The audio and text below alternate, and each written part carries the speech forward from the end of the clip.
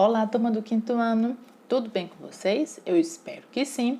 Hoje nós teremos aula de História, então vai aí pegando o seu livro, pegando o seu material, se ajeitando no seu cantinho, para a gente poder dar início à nossa aula de hoje. Acompanhe comigo.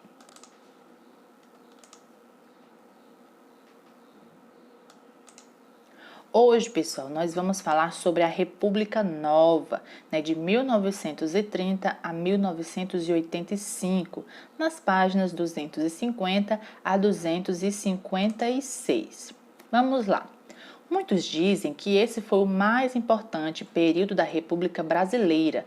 Nesses 55 anos, o Brasil passou de um país agrário, dependente de um único produto, o café, a uma nação industrial, produzindo os mais variados artigos, carros, eletrodomésticos, químicos e etc. Foi uma época de grandes golpes de Estado. A democracia, regime político em que o povo escolhe seus representantes, foi destruída em dois importantes momentos. Em 1937, com o Estado Novo de Getúlio Vargas, no governo de Vargas, os pobres foram o que levou à insatisfação da elite industrial e comercial do país, principalmente com a instalação do CLT, que é a consolidação das leis do trabalho. E também foi destruída a democracia em 1964, com o golpe militar. Apesar disso, o povo brasileiro soube lutar e exigir os seus direitos, derrubando ambas as ditaduras.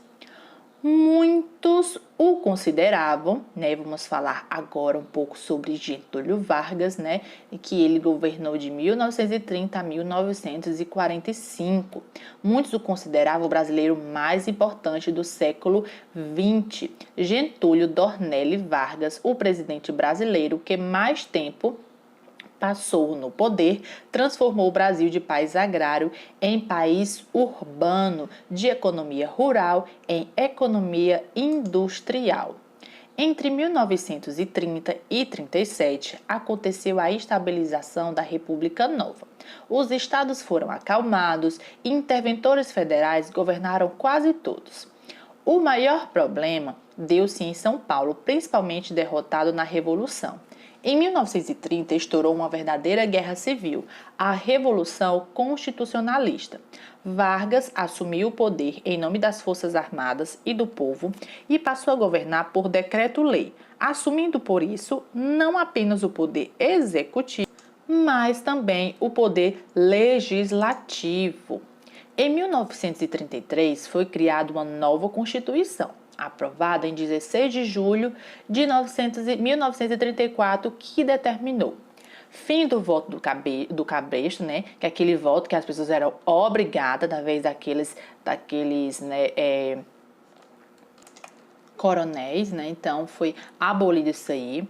Foi o voto discreto, o voto direto secreto, e extensivo às mulheres. Então, as mulheres também poderiam votar. Os direitos dos trabalhadores, a uma jornada diária de trabalho de 8 horas. Eles tinham direito a descanso remunerado, semanal, direito a férias, licença maternidade, multa por demissão sem justa causa, proibição ao trabalho de menores de 14 anos e aposentadoria. Então, essa Constituição, colocou e aprovou todas essas regras aí. E também proibiu, a diferenciação salarial em relação ao sexo, à idade, ao estado civil ou à nacionalidade. Ou seja, se você era homem, se você era mulher, se você era mais novo, mais velho, se estava fazendo o mesmo trabalho, tinha que ganhar a mesma coisa. Não poderia ter diferença no salário. Então, foram feitas, aprovadas aí essas leis.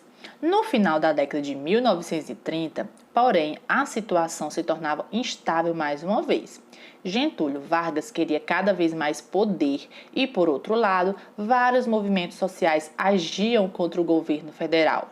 Comunistas tentam dar um golpe de Estado em 1935, oportunidade que Getúlio esperava para ganhar mais e mais poder. Vargas ainda hoje é considerado como herói pelos pobres. Ainda em 1935 surgiu A Hora do Brasil, mais conhecido como A Voz do Brasil, um programa de rádio criado para dar popularidade a Vargas. Tradicionalmente, vai ao ar das 7 às 8 horas da noite e traz informações oficiais sobre os poderes executivo, judiciário e o legislativo. A ditadura foi finalmente estabelecida em 1937. Foi o chamado Estado Novo. Foi escrita uma nova Constituição, a terceira da República, que colocava na mão do presidente todos os poderes do executivo e do legislativo, determinava que os estados podiam sofrer intervenção, colocava as liberdades individuais em perigo. O simples direito à reunião estava limitado.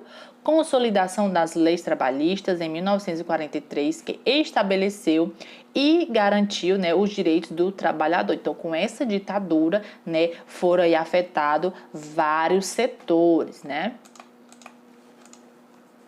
A era do populismo, de 1945 a 1964. Nesse novo regime, nova Constituição, a terceira em menos de 20 anos. Eurico Gaspar Dutra, que é esse homem aí, presidente que sucedeu Getúlio Vargas, após este renunciar em 1945, promulgou a nova Constituição, substituindo a criada em 1937.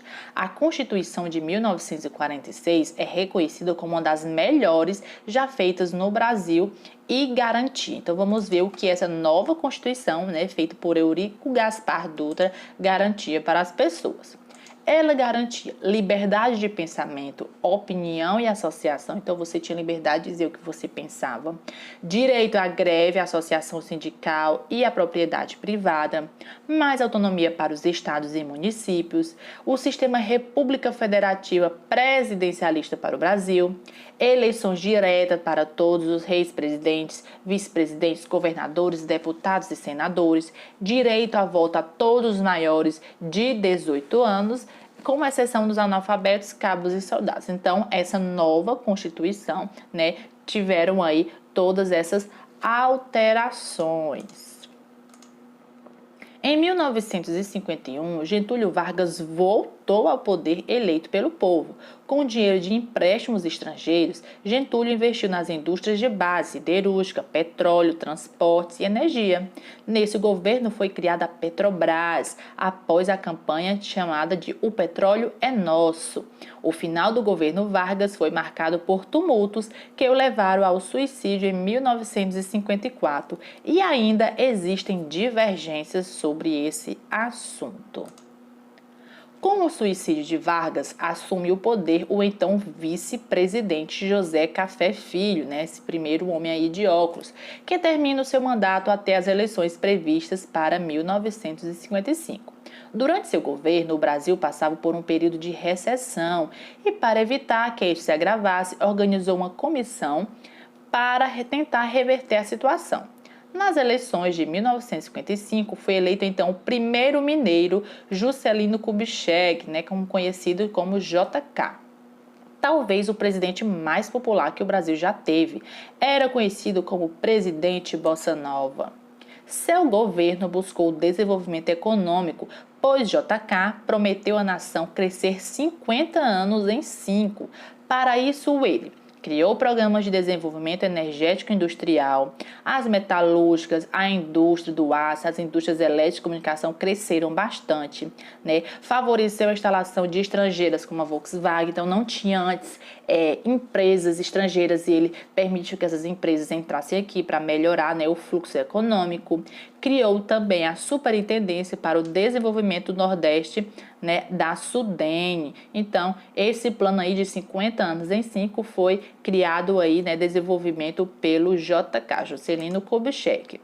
O maior símbolo desse espírito otimista e empreendedor foi a construção da nova capital nacional, Brasília, projetada por Lúcio Costa e Oscar Niemeyer. Então, temos aí essa construção aí que foi feita nessa época aí do JK. Nas eleições de 1950, foi eleito o presidente Jânio Quadros, que ganhou as eleições empunhando bandeiras de moralidade e estabilidade. Seu símbolo era a vassoura para limpar a nação. Depois de um ano bastante tumultuado, Jânio renunciou em 1961, deixando o país em crise.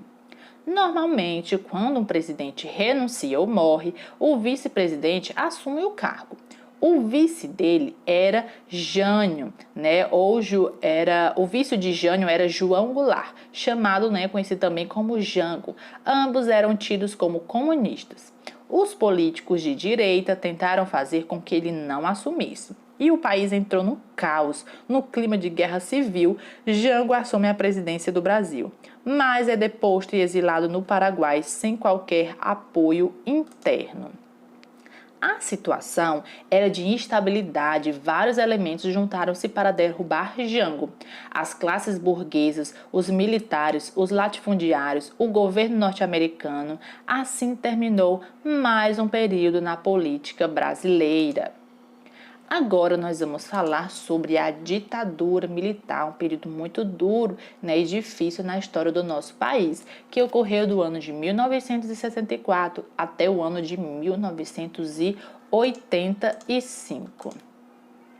Em 1964, acreditando que os comunistas dariam um golpe para dominar o Brasil, os militares brasileiros derrubaram o presidente Jango e tomaram o poder. Começava a ditadura militar. Havia dois tipos de golpista.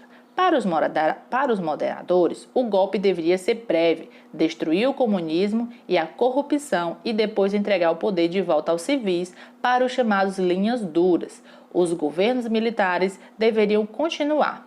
Hoje sabemos que os linhas duras venceram essa disputa, por isso a democracia demorou tanto a voltar ao país. O general Humberto Castelo Branco foi o primeiro militar a governar o país durante a ditadura. Esse homem aí, como vocês podem ver na foto. No governo de Castelo Branco, a maior preocupação era calar qualquer oposição, ou seja, ninguém podia ser contra o que eles falavam. Os soldados armados prendiam milhares de pessoas, políticos, intelectuais, artistas, jornalistas, dirigentes sindicais que discursavam contra o governo. Ou seja, qualquer pessoa que falasse um ai contra aquilo que eles diziam era preso. Houve um período de muita censura, as pessoas não podiam expressar suas ideias. E os jornais, revistas, demais meios de comunicação deveriam ter aprovação prévia das informações que iriam veicular. Ou seja, vocês acham que hoje você pode falar o que você quer? Antigamente não. Até para os jornais falar alguma coisa, eles tinham que perguntar se eles poderiam falar, porque senão era preso, né? Era torturado. Então tinha muita censura, muitas pessoas foram presas por falar o que pensavam. O novo governo passou a administrar por decretos-ais, que são conhecidos como atos institucionais. Eles permitiam que o presidente legislasse sem orientação nem aprovação de ninguém, mandasse sem ninguém dar pitaco em nada. O AI-1 determinava que o presidente seria eleito através de eleição indireta e o Congresso Nacional, sem os oposicionistas, votavam e escolhiam de acordo com os interesses militares, ou seja, o AI-1 decidia quem ia para o governo ou não. Ninguém votava, eles mesmos que decidiam, a população não decidia nada, né? Estavam sendo oprimidos. No AI-2, extinguiu os partidos políticos, né? O PSD, o PTB e o UDN. A partir de então, só existiriam dois partidos, a Arena e o MDB, né? Tiraram todas as pessoas que eram contra aquilo que eles pensavam. Com o fim do mandato de Castelo Branco, eleito para a presidência através de eleição indireta, o general Arthur da Costa e Silva. Passado o momento de perseguição e prisão dos esquerdistas, o governo Costa e Silva, que embora ainda utilizando de forte violência policial, arrefeceu nos mecanismos de repressão, o que propiciou o fortalecimento dos oposicionistas ao governo militar. Nas ruas, as passeatas e os movimentos contra o governo conseguiam reunir milhares de pessoas. Ou seja, na época que, né, de Costa, esse presidente Costa e Silva, ele continuava oprimindo as pessoas, ninguém podia dizer que, mas ele foi mais leve, não foi tão duro, né, quanto o presidente passado. Então, né, os oposicionistas, as pessoas que não concordavam, né, com a ditadura militar, cresceram e foram às ruas protestar, né, lutar pelos seus direitos.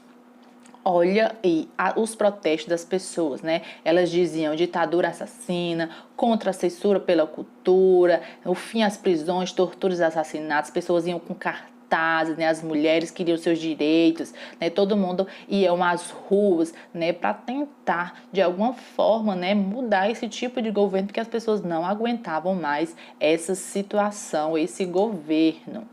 Porém, diante da ameaça, os militares retomaram a campanha de caça aos esquerdistas. Pessoas foram presas, torturadas e mortas por questionarem a forma de governar do presidente. Simplesmente, se você chegasse, olha, eu não gostei, não gosto da forma que o presidente está agindo. Pronto, você já era morto, era torturado, você não podia dizer nada. Só era assim, ou o presidente podia fazer uma coisa horrível. Sim, senhor, tá certo, tinha que concordar, porque senão era torturado, preso ou morto. Em 1965, o general-presidente instituiu o AI-5, no qual teria plenos poderes para fechar o Congresso Nacional, cassar o mandato dos políticos e demitir juízes sem pedir autorização para isso. O presidente teria plenos poderes para governar da maneira que achasse conveniente, ou seja, seria um imperador, né? Não teria nenhum poder, não teria divisão de poderes, ele ia fazer o que ele queria, da forma que ele queria, e ninguém poderia impedir. Em agosto de 1969, morre o presidente Costa e Silva e assume o poder uma junta militar e, em seguida, o general Emílio Garrastazu Médici. No governo de Médici, houve um crescimento econômico, a inflação diminuiu, ocorreu a ampliação das estatais existentes e criaram-se outras novas como a Petrobras, Eletrobras, Telebrás e os Correios. Esse período de crescimento ficou conhecido como o milagre econômico. A economia ia bem, porém a maioria da população sofria com epidemias, falta de investimentos em saúde, habitação e educação, além do aumento da pobreza, pois a diminuição da renda era muito desigual. Os ricos cada vez ficavam mais ricos, explorando a classe operária. Olha aí, nessa imagem, você pode ver à direita, né? Olha esses apartamentos, né, luxuosos com piscinas em cada andar. E do outro lado, bem vizinho, né, separado por um muro, uma favela enorme. Então, enquanto uns têm tantos, outros têm tão pouco. Com o fim do mandato de Médici, assume o general Ernesto Geisel. Em meio à crise econômica, o Brasil havia crescido economicamente e enfrentava a volta da inflação. Houve muita produção de bens e serviços e o consumo havia diminuído com o aumento da inflação. Para a economia não regredir, o governo passa a contratar empréstimos estrangeiros, ou seja, pedir dinheiro emprestado para outros países. E com a queda do crescimento, ficou cada vez mais difícil de pagá-los. Ao término de seu governo, Geisel passou o poder para o general João Batista Figueiredo. Figueiredo recebeu o país envolto em dívida externa, inflação alta e forte pressão popular, ou seja, a economia estava quebrada. Figueiredo decreta a Lei da Anistia, concedendo o direito de retorno ao Brasil para os políticos que tinham sido expulsos do país. Ainda em seu governo teve início a campanha das diretas já. O projeto que garantia a volta da eleição direta foi rejeitado no Congresso Nacional. Ou seja, né, Figueiredo queria que os políticos, né, aqueles que tinham sido expulsos do país, voltassem e queria que, né, fosse por eleição, né, as pessoas pudessem votar nos seus representantes. Mas o Congresso Nacional não aceitou essa ideia nesse projeto dele. Pronto, pessoal. Assim, nós concluímos, né, o nosso conteúdo aí, certo? Que nós estudamos sobre a República Nova, né? Vimos aí a história, né, de vários presidentes que passaram, resumidamente, né, sobre muitos presidentes que passaram aí na história do Brasil. Você vai pegar o seu livro nas páginas 257 e página 258 para a gente, né, ver a nossa atividade. Vamos lá. Página 257. Ligue de acordo com o significado. O que é democracia e o que é ditadura? 2. Complete o quadro com os dois importantes momentos que suspenderam a democracia no Brasil em 1937 e 1964. 3. Preencha os quadrinhos com as letras que estão faltando e descubra o nome do movimento ocorrido em São Paulo em 1932. 4. Enumere os parágrafos a seguir de acordo com a sequência dos fatos, pois eles estão desordenados. Então, você vai enumerar de 1 a 6 de acordo com os acontecimentos. 5. Getúlio Vargas foi apelidado de mãe dos ricos e pai dos pobres. Pesquise o porquê desse apelido e escreva com suas palavras o que você descobriu. 6. Você concorda que a imagem abaixo representa o período da ditadura militar no Brasil? Justifique a sua resposta. Então, você vai olhar essa imagem e dizer do que ela se trata, ok? É isso aí, pessoal. Temos aí o nosso conteúdo, né? Reveja se você ficou com alguma dúvida, faça as atividades e fiquem aí, ó. Aproveitem aí o final de semana que tá chegando para dar mais uma lida, para dar mais uma olhadinha no nosso conteúdo. Até a próxima aula e tchau, tchau!